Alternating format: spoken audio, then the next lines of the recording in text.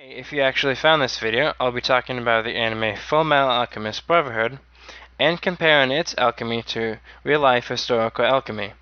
If you like this video, I'm planning to make more videos about anime and history soon. Spoiler warnings if you haven't seen the show by now, as I'll be discussing some spoilers relating to alchemy. Fullmetal Alchemist Brotherhood, which aired in 2009, is the second anime adaptation of the manga by Hiromu Arakawa. The anime is about alchemist brothers Edward and Alphonse Elric as they attempt to restore their bodies after their failed attempt to resurrect their mother using alchemy went wrong. In the pursuit of this, the brothers become state alchemists, and over time uncover a sinister plot relating to alchemy itself in their search for the Philosopher's Stone, which they believe may be able to help them restore their bodies. Alchemy in the anime is the manipulation of matter, which is while mysterious and like magic to some degree, is understood scientifically and governed by the laws of alchemy, and the alchemist's understanding of chemistry. Alchemy in Fullmetal Alchemist is performed using transmutation, which is divided into the following: comprehension, the understanding of an object's internal structure and properties; deconstruction, using energy to break down said structure; and reconstruction, reforming the object into a new structure. Alchemical transmutation must follow equivalent exchange, which put simply requires an equal exchange of value. This can be summed up with two laws: the law of conservation of mass, which states matter can neither be created nor destroyed, and the law of natural providence, which states that transmutation can only be done between similar elements. If these are attempted to be ignored, a rebound will occur, which forces them to equalize by taking something of equal value, which is what happened to the Elric brothers, the specific reason why I'll mention later in the video, so stay tuned. In addition, alchemists are required to use transmutation circles to better focus the energy needed for alchemical transmutation. These symbols also mirror historically used alchemy symbols. Historical alchemy was a pseudo-scientific practice whose origins date back to Hellenic Egypt and ancient Greece, and was later expanded into Europe during the medieval and Renaissance periods.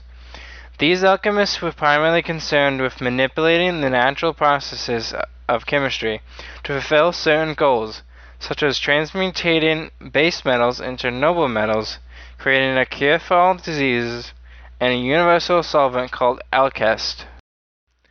European alchemists developed early scientific experimental methods and procedures. Although they maintained a belief in the four classical elements of water, earth, fire, and air, the later expansions added the three essential principles: the principle of combustibility, sulfur; the principle of metallic properties, mercury; and the principle of solidity, salt. The seven elements are utilized by some alchemists in Full Metal as well, such as the character Mustang's use of fire alchemy. The ultimate goal of historical European alchemy was the creation of the Philosopher's Stone, which is believed to be able to turn base metals such as lead into gold and silver. It was sometimes believed to be able to extend life, granting immortality, similar to the Chinese alchemy's concept of the elixir of life. In the anime, the creation of the Philosopher's Stone is also a major goal of the alchemists, and is an important plot point throughout the series as the Elric brothers attempt to find the secret to make one to restore their bodies. In the anime, the stone can be created by somehow condensing human souls into a stone, which can then be used to partly overcome equivalent exchange by transmuting human souls directly over time, consuming the souls and lessening the power of the stone.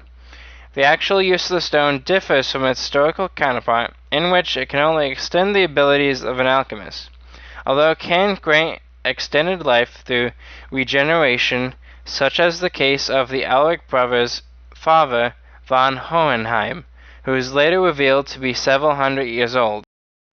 Human transmutation was a forbidden use of alchemy in the anime, involving the transmutation of humans and human souls, some of which was only able to be done using the Philosopher's Stone. The resurrection of the dead using human transmutation, however, is impossible, due to the fact that a person's soul has nothing of equal value and it is unattainable, which inevitably causes a rebound, which in the anime took Edward's leg and Al's entire body.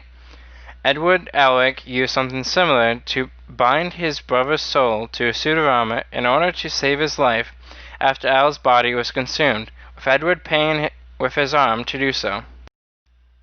Another application of human transmutation is the creation of homunculi, which are artificially created humans using the Philosopher's Stone, although most alchemists aren't aware of their existence. The theory of homunculi existed in historical alchemy during the Renaissance, but was fairly esoteric and strange, and was an early understanding of genetics. An even more distasteful application of human transmutation is the creation of human chimera by fusing two different life forms into a new creature. Although the application doesn't have to involve humans, it often did to occasionally horrifying results. As stated earlier, Western alchemy originated in Hellenic Egypt, possibly earlier, though records were lost with one of the destructions of the Library of Alexandria. As the Roman Empire fell, the practice became more mystical and secret, and for some time moved to the Islamic world, where the elements of sulfur and mercury were added to the classical form. In the 12th century, alchemy moved again back to Europe as Arabic works were translated into Latin.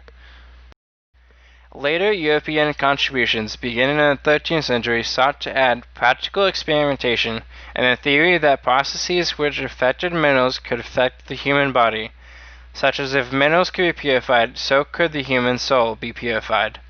In addition, alchemists discovered several mineral acids, such as alcohol.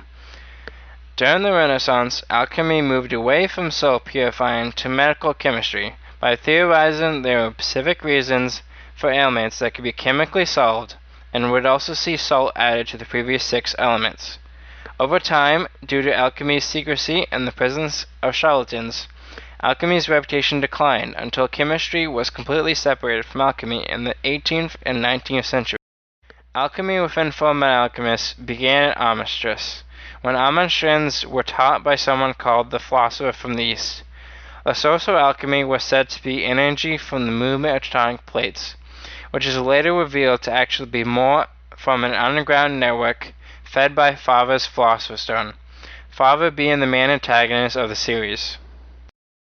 I mentioned Chinese alchemy earlier in the video, the reason being in Fullmetal Alchemist, in addition to alchemy, there is the Jin tradition of alchemy, which is based on Chinese alchemy instead.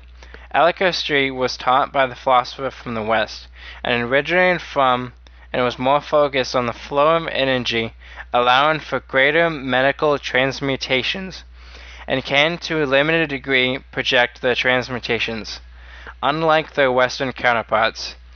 Like alchemy, historical Chinese alchemy diverged from European alchemy in which it focused more on medicine, and the creation of the grand elixir of immortality, which users of alchemy also sought to create.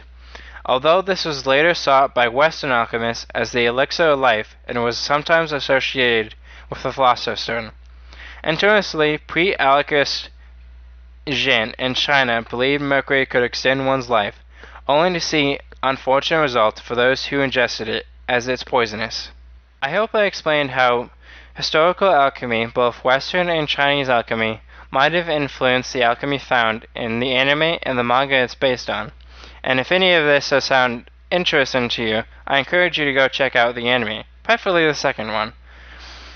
If you like the video, please give it a like, subscribe, and hit the bell icon to get notified when I make more videos about anime and history, which I plan to do soon.